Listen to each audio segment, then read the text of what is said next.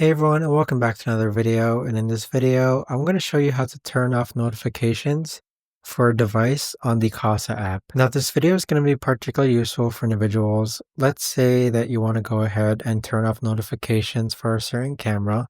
How do you actually go ahead about doing so? Now, this video is going to be short, sweet, and simple.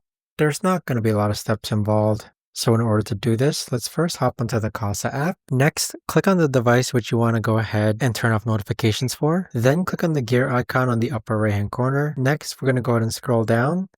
And where it says notifications, you're going to click on notifications.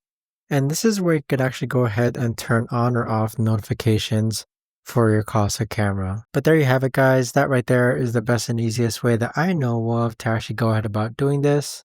If you guys know of a better or easier way to actually go ahead and do this, let me know in the comments down below. I would love to know. Thanks so much for watching, everyone, and I'll see you guys all.